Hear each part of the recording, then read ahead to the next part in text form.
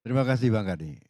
Kalau saya rasa sebetulnya penilaian saya terhadap Purbaya itu sudah sangat jelas sekali.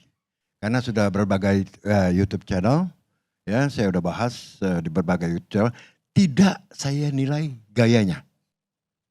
Saya tidak suka menilai orang gayanya atau koboi tidak ya, atau rapi seperti Ustadz tidak. Yang penting when you make a statement, kalau statement Anda masuk akal dan I appreciate you. Tapi kalau statement Anda, you are insulting my intelligence, I attack you. Simpel. Buat saya satu, ya. Duit 200 triliun dia kucurkan Bang Kardi, ya, ke sistem perbankan kita. You know what?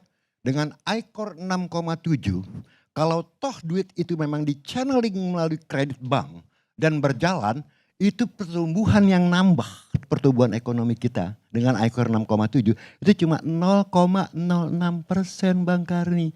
How come you say bahwa 3 bulan lagi ekonomi kita akan 6%? Come on, benar memang beliau berjanji memberikan harapan, tapi harapan itu harapan palsu bos.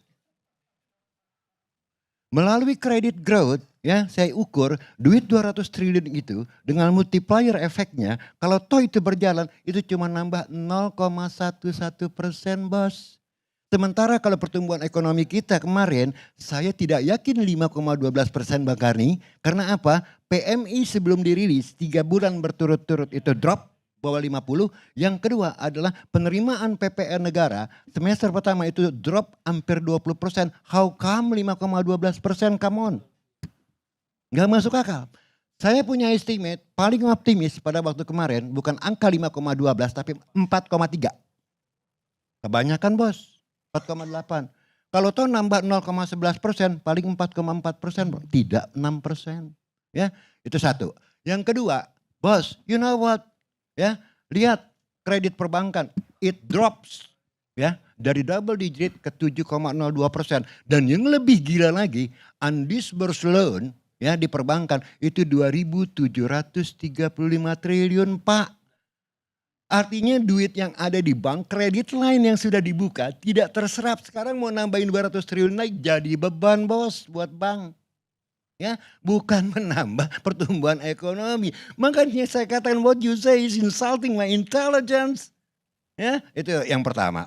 Yang kedua, lebih gila lagi, ya. Dia katakan bahwa kita tambah money supply, maka suku bunga akan turun. No. Bank tidak bekerja seperti itu, Bos. Ya.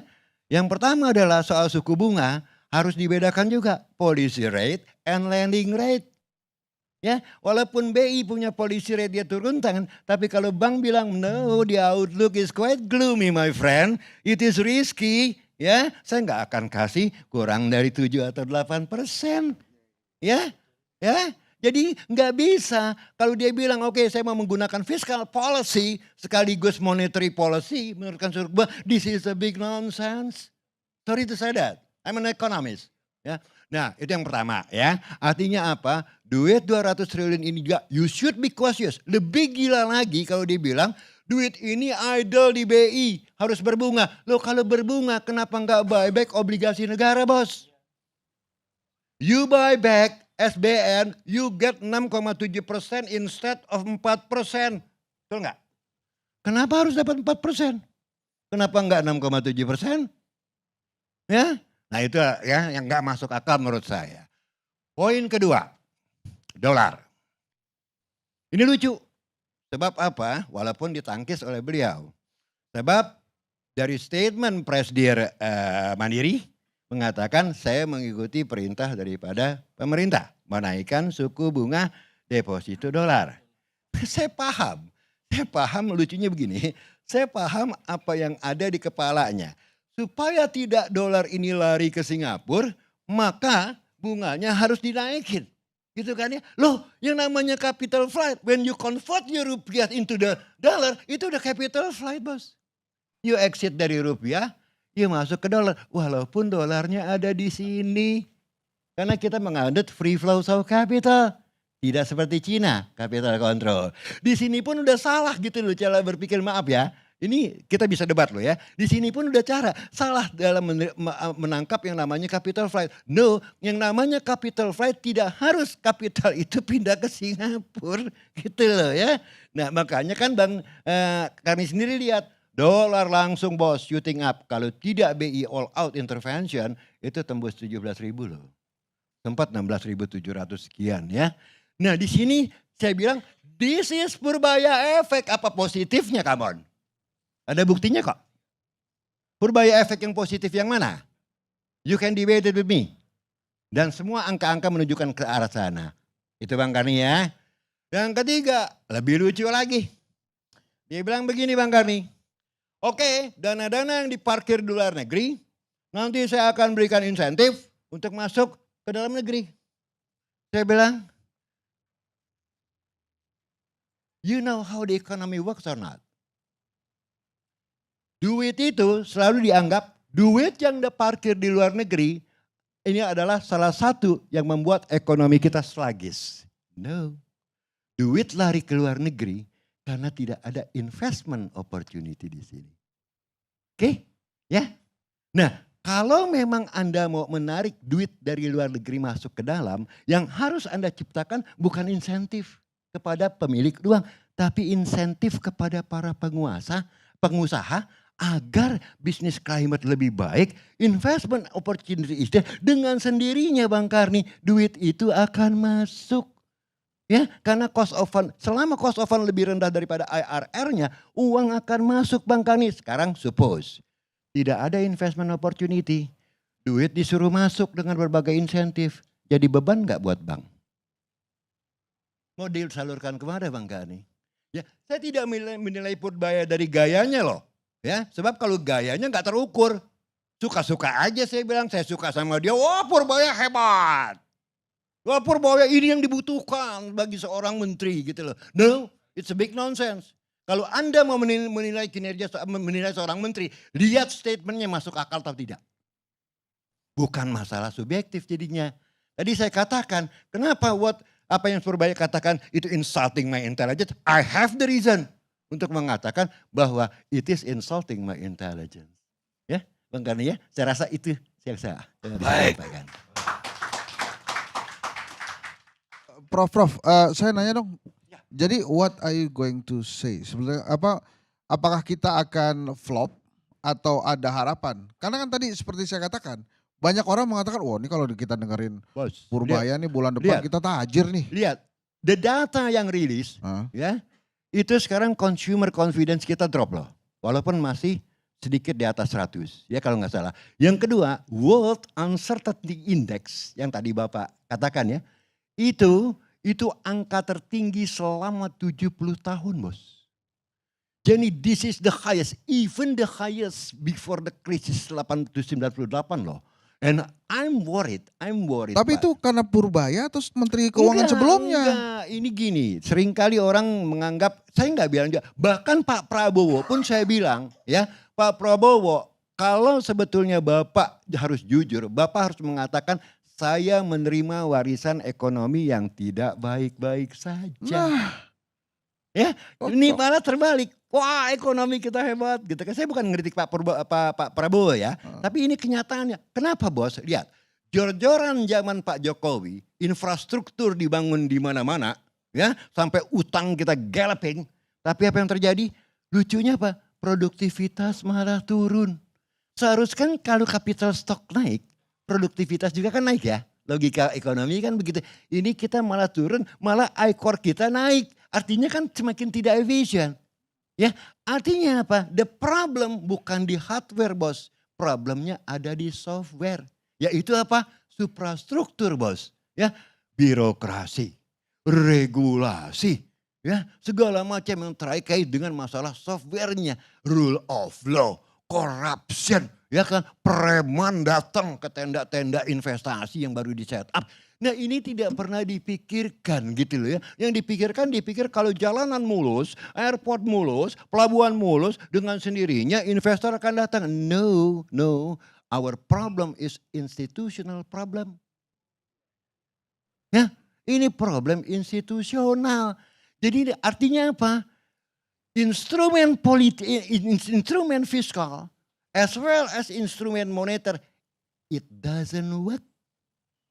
Ya, makanya saya katakan apa yang terjadi today dengan undisbursed loan sebesar 2.735 triliun yang year on year dibandingkan tahun sebelum itu naik 9,5% dan kita lihat credit growth dari double digit jatuh ke 7,02%. Bos, you should be worried. Saya malah maaf, saya seorang ekonom berhak ya memberikan pendapat saya tentang economic growth ya. Saya agen predik, saya bisa salah. Di 3 tahun depan kita bisa seperti Thailand, zero growth. Dan yang saya khawatir adalah konsekuensi sosialnya.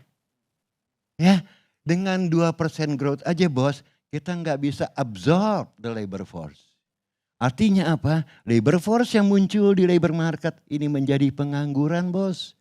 Dan bayangkan jika tabungan masyarakat nol bos, dari tahun 2019 3 juta ya tabungan masyarakat middle class kita sekarang mungkin udah less dan 1 juta bos. Oke gini Untuk Prof, mengkonfirmasi. mohon maaf Prof. Ya.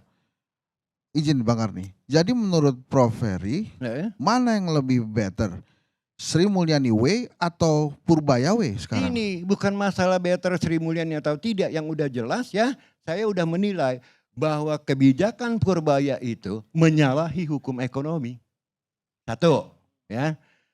Sri Mulyani bukan juga saya bilang bagus, tapi Sri Mulyani selama dia menjadi Menq, dia cuma bertindak sebagai kasir.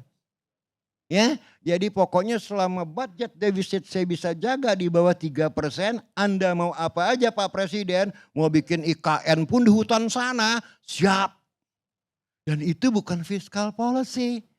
Seorang finance minister itu harus paham bagaimana spending side. Itu yang paling penting bos. Karena receiving side itu kan dirjen pajak. Ya, pada saat keputusan harus spending. Nah itulah fiscal policy. Ya, nah makanya kita lihat bagaimana kita oversupply dengan infrastruktur kita ya, bandara sampai 1 provinsi sampai 5 ya. Di Kertajati sana saya kira nanti jadi itu tempat ngangon kambing ya. Jadi bukan jadi bandara lagi ya. Ya, nah ini saya nggak bandingkan dalam arti begini. Kita nggak bisa membandingkan Sri Mulyani dengan Purbaya apple to apple, enggak. Ya, masing-masing punya kelemahannya sendiri yang tidak bisa apple to apple dibandingkan. Tadi saya katakan Pak Purbaya, saya sudah baca paper Anda, ya. Dia bikin paper, lantas konklusinya 8%. Bisa. Lah, saya bingung. Yang Anda tawarkan dalam paper Anda itu cuma tabel-tabel, grafik-grafik, chart-chart, lantas kesimpulan 8% bisa. No, I'm an economist, modelnya mana bos? Equationnya mana? Kan gitu ya. Jadi saya nggak menilai seseorang itu dari gayanya ya, maaf ya bos ya. Anda boleh suka, silakan. Ada suka, oh ini sesuatu yang baru nih menawarkan harapan. No. Saya sebagai ekonom cuma mengatakan kebijakan Anda benar atau tidak. Kan gitu ya. Nah dengan seperti ini, ya kebijakan kayak begini seperti ini yang dilakukan oleh Purbaya. I'm afraid ya, saya takut ya. Q3 tahun depan saya lihat sliding down karena apa? Kita mengalami satu bos. Dalam short term kita mengalami structural problem, ya, ini dari demand side, ya. Artinya demand side apa? Yang bisa dilakukan untuk mengangkat demand daripada satu agregat demand dari suatu negara, fiscal stimulus. Masalahnya bos, kita bisa afford it nggak? Nggak bisa. Kita nggak punya lagi fiscal space. Jadi Pak Purbaya, please jangan banyak janji. Kenapa? Lihat bos, walaupun debt to GDP rasio kita cuma 40%, the lowest loh di negara di seluruh dunia. Paling rendah loh rasio GDP kita, rasio utang kita terhadap PDB. Tapi jangan lupa, debt service rasio kita 24% bos. Artinya 24% dari total APBN untuk bayar utang dan cicilan. This is the highest in the world. Jadi kita nggak punya space lagi untuk ngutang. Kenapa? Udah dibatasi. Prof, saya kira tadi yang jadi poinnya Mas Hensat ya, saya kira memang menurut saya Prof ya, dalam certain kebijakannya Pak Purbaya memang ada yang misleading, tapi ada juga yang menurut saya perlu diapresiasi Prof. Misalkan ketika Pak Purbaya disodorkan oleh teman-teman DPR, teman-temannya Pak Misbahun tentang tax amnesty. Kan sikapnya Pak Purbaya mirip dengan sikapnya Bu Sri Mulyani. No, tax amnesty will be avoid with the justice of the taxpayer. Saya kira itu juga harus diapresiasi, Prof. Yang kedua, Pak Purbaya ketika juga ditanya soal ngemplang para pengusaha yang belum membayar 50 sampai 60 triliun dan dia akan kejar 200 orang namanya itu, saya kira juga itu satu hal yang perlu diapresiasi. Gini, Artinya Pak. itu tidak mengganggu logika ekonomi. Enggak. Saya Gini. setuju sama Prof ketika mengatakan ada kebijakan yang misleading dan ini debatable. Tapi Gini. ada kebijakan seperti ini yang juga kita menurut saya harus diapresiasi, Prof. Tunggu. Sebagai satu Saya bukan kebijakan yang enggak, saya make sense begitu. Tunggu, bedakan administrasi dan policy. Yang Bapak katakan tadi, masalah tax amnesty, mau ngejar orang yang ngemplang, itu masalah administratif, Pak. Bukan policy. Yang yang menjadi question mark buat saya adalah the policy. Ya bukan saya nggak mau ngapresiasi, saya bisa aja go, you are a good boy man. Ya kan ujak sana sampai ke laut sana. Iya, pengemplang pajak. Fine, tapi apa dampaknya untuk ekonomi? Yang berdampak pada ekonomi, Bos, adalah policy. Ya. Jadi bukan saya nggak mau mengapresiasi Pak Purbaya, sebab what I'm talking about is about the policy. Gitu loh. Oke, thank you.